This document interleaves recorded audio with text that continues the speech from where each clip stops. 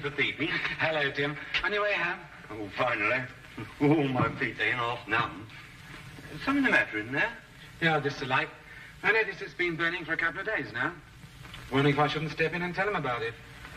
I reckon they must have left it burning by mistake, you know. They'll know all about it when they get their gas bill next month. Yeah, I know. It seems a shame, though, doesn't it?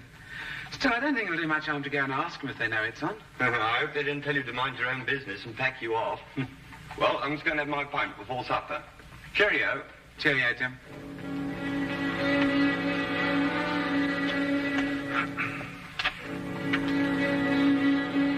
Afternoon, sir.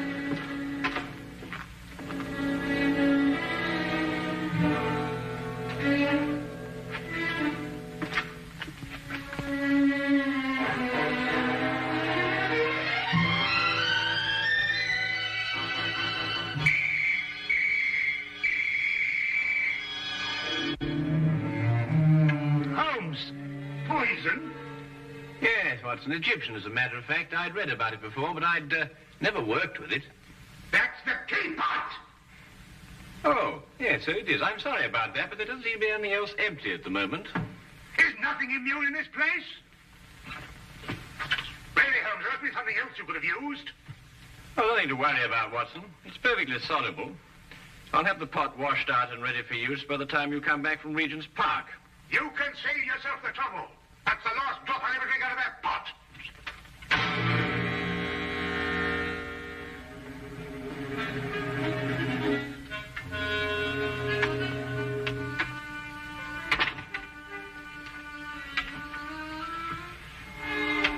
I say, Holmes,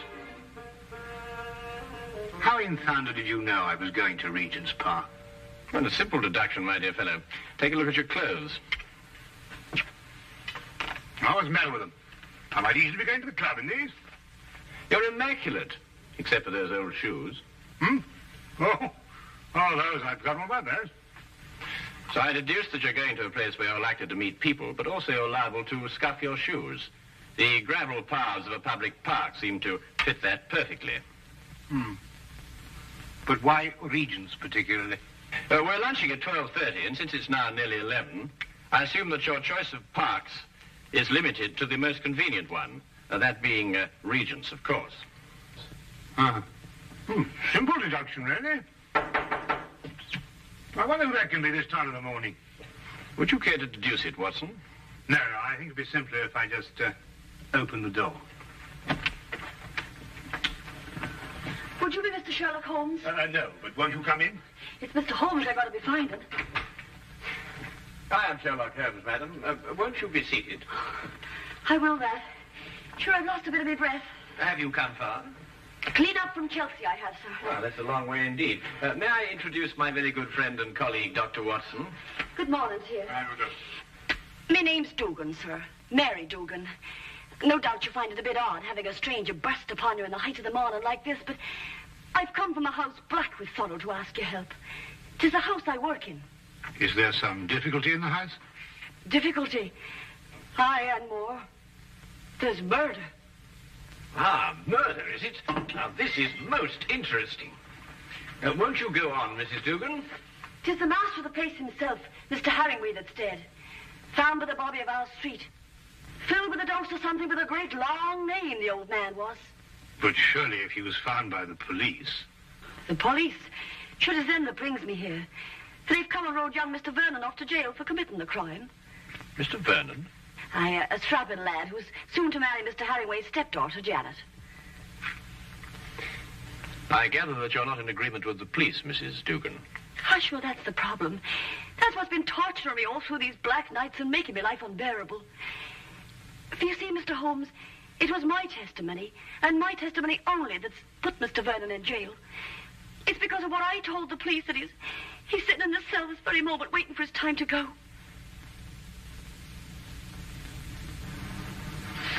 And yet you believe that young Vernon is innocent. I'm certain the lad's innocent. Sure, I feel it in my bones. Yes, but I say, didn't you tell the police the truth? I told them the truth, sir, but somehow, unbeknownst to me, I must have lied. Perhaps you'd better start your story from the beginning, Mrs. Dugan. Aye. Well, it all happened last Friday afternoon.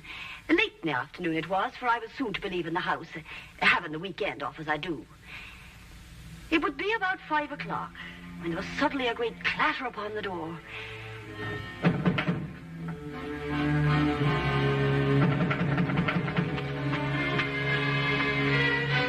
Hello, Mrs. Dugan. Oh, good afternoon to Mr. Vernon. Mr. Herringway asked to see me. Is he in his usual ugly mood? Sure, you shouldn't be talking like that, Mr. Vernon. You know, it makes Miss Janet very unhappy to hear you two fighting all the time. Well, if he wasn't such a stupid old... Where is Janet? Oh, she's away to her aunt's in Manchester.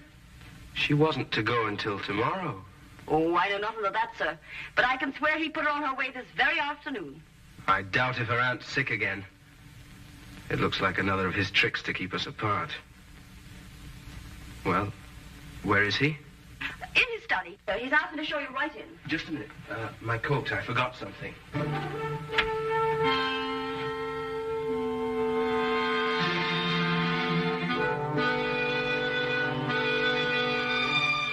All right. Come in. Mr. Vernon, sir. Would that be all?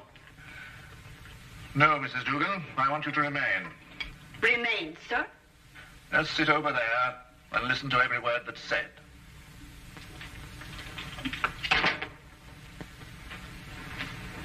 What is this? What have you got in your mind now? Young man, I have a very simple offer to make. And I want Mrs. Dugan here to be witness to it. Well, what kind of offer? I'll give you £1,000 to clear out of Janet's life. You must be out of your mind. On the contrary. Only a fool would refuse such beneficence. You disgust me. Your tastes don't interest me. I want only to rid you from Janet's life. Stay right here. I intend to finish. I happen to be in love with Janet. But I could hardly expect you to understand a thing like that. £1,000 is a lot of money. And for you, probably more than you'll ever have the rest of your life. Think of it. £1,000 just for clearing out. When I clear out, as you put it, I'm going to take Janet with me.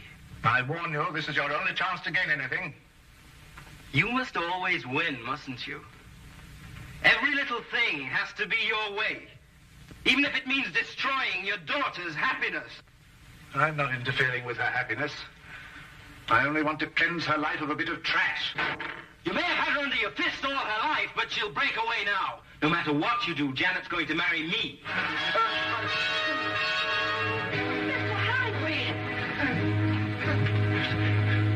Mr. Harringway! My medicine in the cupboard in the next room. I'll get it. Green bottle on shelf.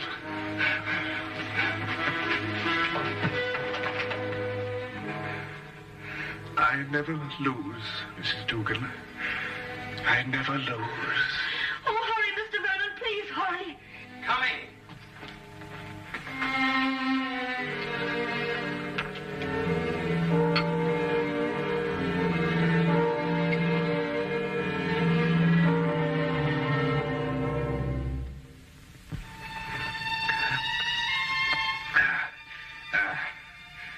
Thank you. Feel much better. Well, there's no need to stare. I'm all right. Now get out of here. Both of you. Get out.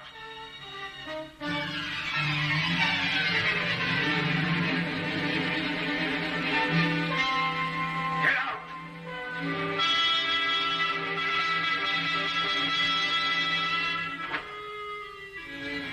A few minutes later, I left the house. And that's the last I ever saw of Mr. Harringway. Alive. I see. And what did you tell the police when they questioned you? Sure, I told them everything. Just as it happened. About the bottle Mr. Vernon took out of his coat pocket, the sudden quarrel, Mr. Harringway's attack of illness, and Mr. Vernon going to get the medicine. And this was sufficient to have young Vernon remanded on a charge of murder? Aye, for the police informed me that it was the medicine, the very medicine that I saw Mr. Vernon give Mr. Herringway, that killed the poor old man. They say that poison was put into the medicine. Yes, but look here, that certainly seems to point towards the young man. When he went to obtain the medicine, he apparently slipped in the lethal dose. It seems that way, sir. But in my heart, I can't bring myself to believe it of him. That Inspector Lestrade, though, he won't believe another thing else. Lestrade, eh? He's the policeman who seems to be in charge of it all. Indeed. Inspector Lestrade, you hear that, Watson? We must go round and see him. Well, if you think it'll help. Aye. And 1,000 blessings on the pair of you. I don't know what we can promise you, Mrs. Dugan. I shall have to have a word with Mr. Vernon before I can express an opinion on the case. However, we shall certainly go and see Inspector Lestrade at once. I know it looks dark and all, but I must keep up hope. Well, I must be off. I don't like leaving Miss Janet alone for so long. Naturally, Mr. Dugan. Well, we'll certainly do our best. Thank you, sir.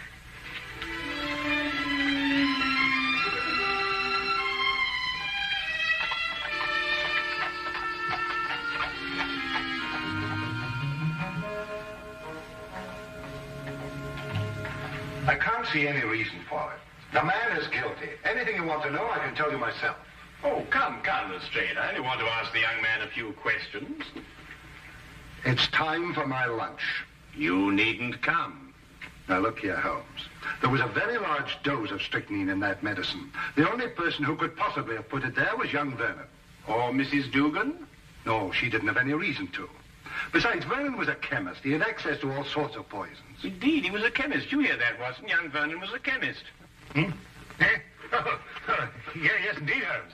Yes, I thought you'd be interested to hear that. Well, I am indeed. It is most important, and I insist upon seeing the young man immediately. We have no time to lose, Lestrade. No time to lose. All right.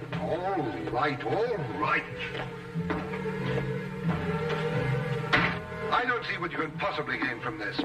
But if you insist, you can see for yourself. His whole attitude merely supports the evidence. Well, here we are. Inspector Lestrade. Yes, sir.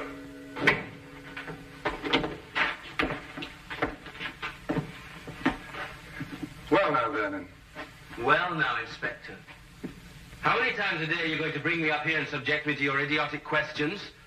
I've already told you everything I know. I'm getting tired of repeating it every half hour so that it'll penetrate your dense brain. Look here, young man, that's hardly an attitude to take. You're charged with the most serious crime. Indeed, I am. And since it appears I'm to pay for it, my only regret is that I didn't have the pleasure of committing it. There's just one point. I don't know who you are, but you may as well know that I don't wish to answer any of your questions either. It appears I've talked myself to the gallows, and that should be enough. So good day to the lot of you.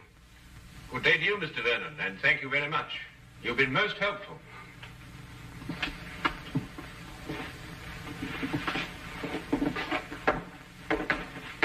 President Young Rogue. Oh, very interesting, Lestrade. Take the Baker Street, Holmes? Certainly not, Watson. We have a killer to catch. Killer? Yes. What do you think you were just talking to? A very furious young man, Lestrade. But he's as innocent as Dr. Watson, me, and you. Or perhaps not quite as innocent as you.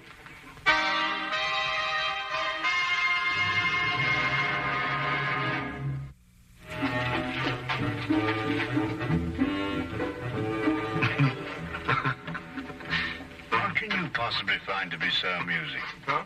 Oh, I was thinking about Lestrade's face when that young scamp called him an idiot. Holmes, do you really believe that young man's innocent? Strychnine, Watson. Combined with the fact that young Vernon's a chemist. Tell me, how quickly does strychnine act? Oh, a matter of minutes. Half an hour at the most. Exactly. He did not know that the house would be empty when he went to visit old Mr. Herringway. He fully expected that Mrs. Dugan and Janet would be there. Right enough. Mr. Dugan indicated that. All right. Now, would a man with a wide variety of poisons to choose from choose a quick-acting drug, which offered him no chance of an alibi? Or would he be more likely to choose something a little slower, which would allow him ample time to be miles away at the time of death? Yes, I follow your reasoning, Holmes, but surely you don't accept that as conclusive. Oh, I didn't. Until I spoke to young Vernon. But you didn't learn anything then, did you? Ah, here's the mortuary. Shall we go and have a close look at the victim, Watson?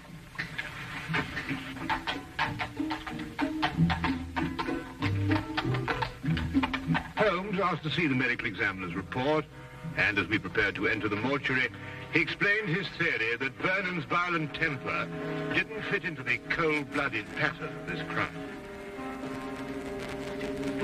A particular sort of fellow, our friend Herringway. No, why do you say that? Well, notice the well-kept hair, the neat and trim moustache. Mm-hmm. Wasn't so particular about his hands, was he? What do you mean, Watson? Well, look, the dirt definitely packed in under those nails, even gone into the cuticles. I say it's a bit incongruous with this perfect manicuring. Yes, especially as this hand's absolutely immaculate. Wait a minute, Watson. What? This isn't ordinary dirt. This is soil. Well, amateur gardener, perhaps.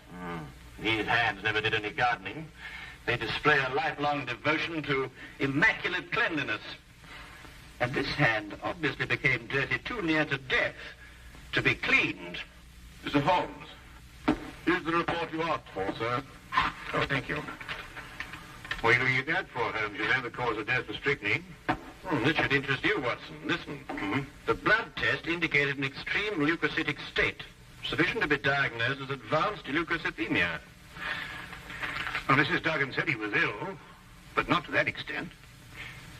Watson, tell me, how long do you estimate Herringway would have lived had he not been given that dose of strychnine?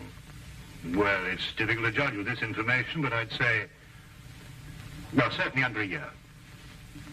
Then we are looking for someone who couldn't afford to wait a year. An impatient murderer. Then that fits in with Vernon's violent temperament. It appears so, Watson. It appears so. And yet there's still something missing. A bottle. A little mysterious bottle. Watson, would you go and collect Mrs. Dugan and take her round to Vernon's apartment? No, yes, of course. What will you be doing meantime? Oh, I'm going over to Vernon's place now. There are a few things I want to check over before you arrive. But, it's bound to be locked up. How are you going to get in? Oh, with a key. Have you got the key to Vernon's apartment? I hope so.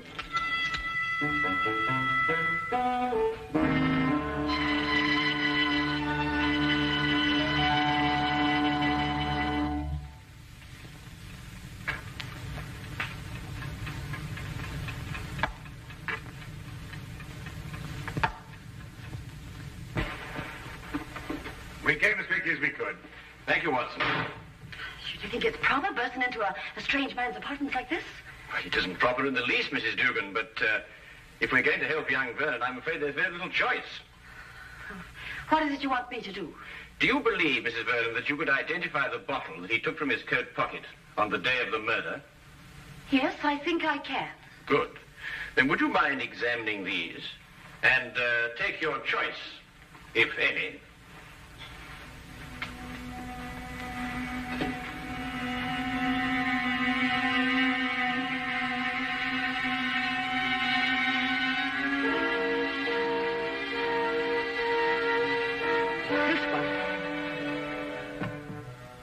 You're certain? I'm absolutely certain. Thank you, Mrs. Dugan. Thank you very much.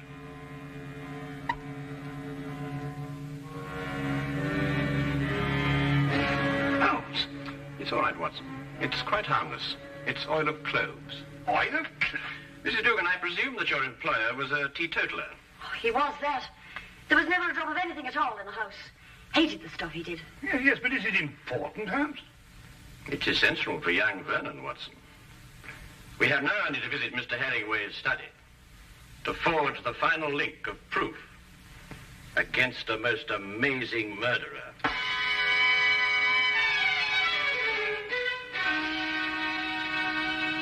Really, Miss Herringway, I hope you realize that in this case I find myself in a particularly difficult position. But as a police officer, I have no alternative.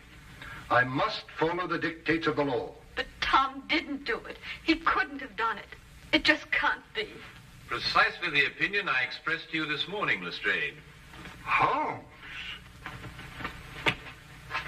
Oh, Miss Janet, this is Mr. Sherlock Holmes, and this here gentleman's Dr. Watson, his friend.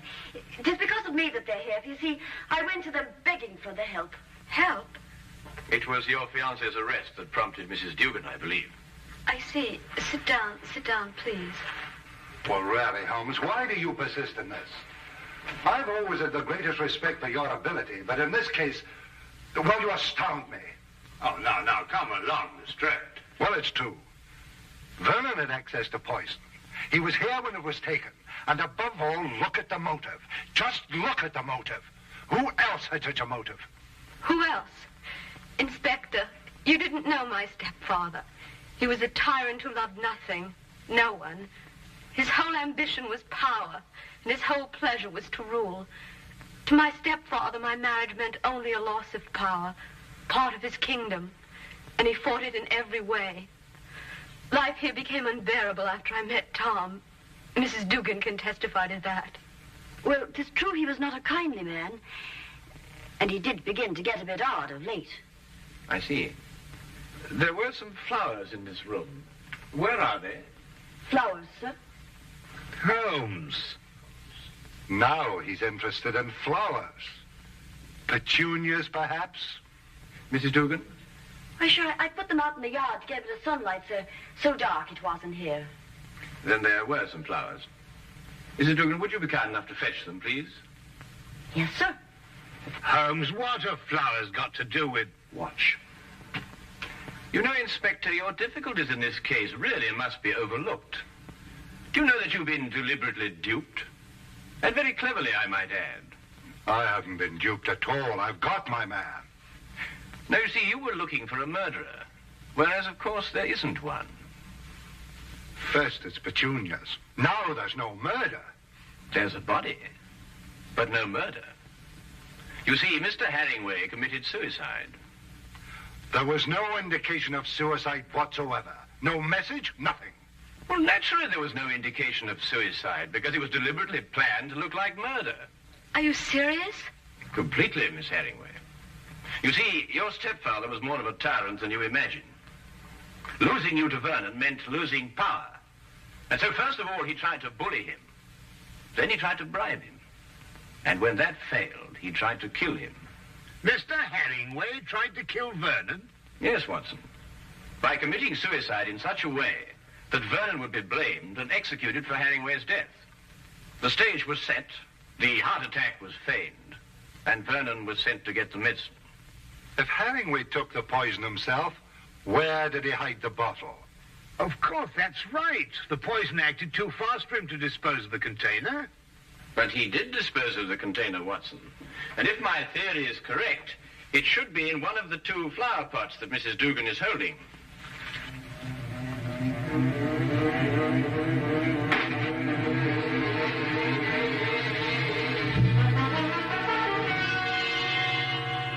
And a chemical analysis will reveal that it contains strychnine. The dirt under the fingernails. Exactly, Watson. And you said it got there close to the time of death?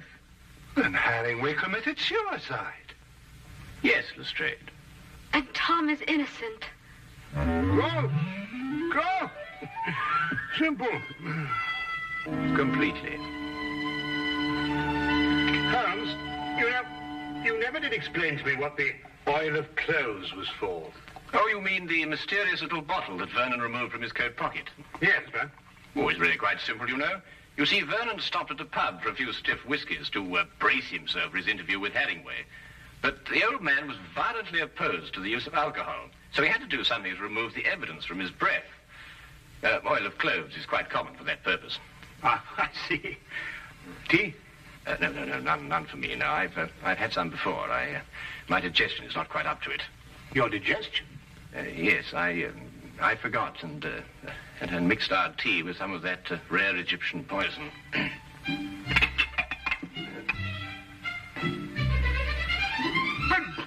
But confound it, man, the tea's ruined. Well, fair enough, old man, but so's my poison.